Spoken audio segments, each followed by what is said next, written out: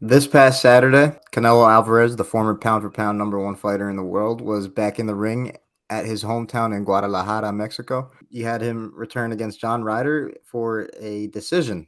Canelo, there's a few things to get into with how Canelo performed, but before we do get into that, I'm Christian, that's Alex, and welcome back to All Takes No Whip, where we are going to be recapping this Canelo versus John Ryder fight. Oh yeah, I'm really looking forward to it. Canelo back in the ring. After a little time off, looked like his hand was pretty healthy out there. So I'm really looking forward to getting into this recap. It was a good fight overall. So just to get right into it, to be honest, I can't complain. There was a good action. Honestly, Canelo did look like kind of looked like he regressed a little. We know Canelo as a fighter. Obviously, he's got some flaws that people can argue, like his gas tank, which I feel like was evident. Like his output, especially in the second half of the fight, was low.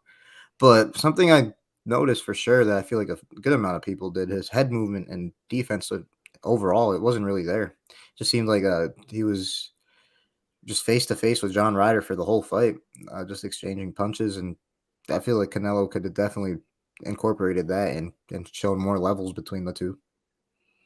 Oh yeah, and the stamina part. I mean, that's kind of been evident in like his previous fights too. Not just Hmm. this one. His past, I would say, three, maybe four fights, maybe even longer than that, to be honest. It's But for a while. yeah, it's been for a while now, and it was kind of a thing coming in too. So kind of a little worrisome on that, but I mean, the output in the beginning of the fight was really good. I mean, he bloodied him up. He beat John Ryder up, and I think in the third round, I don't know if he actually broke his nose, but his nose was pouring with blood by the end of that round. And Hmm.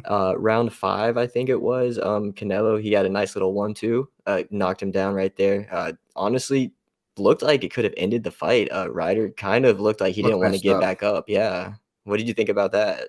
It looked like it really dazed him, like messed him up. He was like stumbling before he fell down and all that. It looked like something could have happened from there, but he got back up. I think he really timed the count He well. came back pretty good too.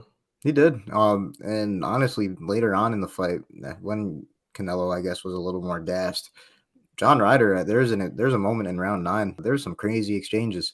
Not anything that looked like that really hurt Canelo, but like it was some really nice back and forth action. I will say though, Canelo in that round did land the better of the shots, so he really Yeah, rocked Ryder in the ninth round too.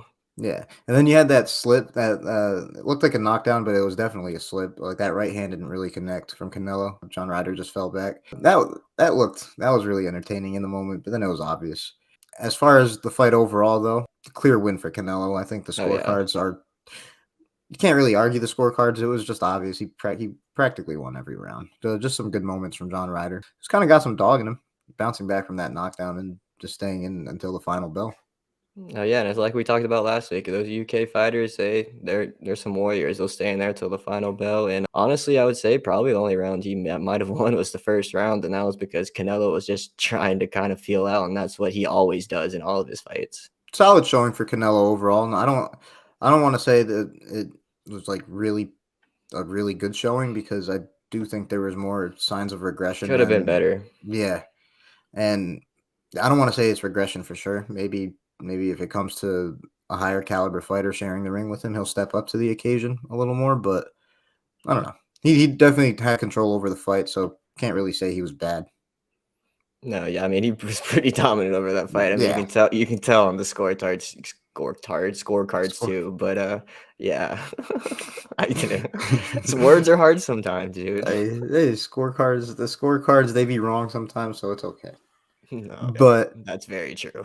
as far as what is next for Canelo, though, obviously I saw that funny little comment he said before the fight that if he lost to John Ryder, he would retire. Retire. Yeah, obviously that wasn't the case. So he's got options. There's a few names in mind, but anybody before I give mine, anybody for you, Alex? Yeah, so I'm pretty sure we're probably gonna have some of the same people, but I'm gonna give off two that I would like to see. Kind of David Morrell. That's kind of a name I've seen thrown out there. He had a really big win a couple weekends ago, and he's kind of an up and coming name. Doesn't have too many professional fights under his belt, but I still think that that could be a solid fight for him. Ugh, I know I told you that I really don't want to see this again, but I think Dimitri Bivol, I think that would be a really good fight too, especially since Bivol said he wants to come down to 168 to try and take all of his belts. I think that would make for a super exciting fight, and Canelo definitely would want to get revenge. Honestly, the number one fight I do want to see for Canelo. I think the best thing for Canelo would somehow to be to avenge that Bivol loss. As unlikely as I think it might be right now at this point, that would be huge for his resume. Like I think that'd be a huge boost. But if that doesn't get made, I think there's plenty of other options. Mainly David Benavidez. I think that's a huge fight. I think that's probably the number one after that. Yeah. If not Jamal Charlo, the thing is with Charlo, he's been really inactive in the ring. So I don't know if he deserves it more than Benavidez or a Bivol rematch. So I don't know. Regardless, though, there's plenty of names that he could get in the mix with. I saw a lot of people complaining that he was even in the ring with John Ryder in the first place. Like, cut him a little bit of slack, I guess. He did just come off of hand It surgery. was a mandatory challenge or a challenger. We did say last week and it wasn't, but I did hear before the fight that it was a mandatory challenger for Canelo. Yeah, that and it's first fight after hand surgery. Like, I don't think it's the biggest of deals. As long as one of the better fights get made next, no big deal. And I think that's probably going to be the case too. He's probably going to have a lot better a name or an opponent in this. That's probably going to put up a little better of a fight. Oh yeah, without a doubt. And I can't wait to see what's to come. I can't wait for that news after things died down from the hype of this past fight. But as far as whatever is next for Canelo and these fighters at 168 and 175, if you want to check them out, be sure to subscribe to us and turn on notifications for when these guys got fights coming up.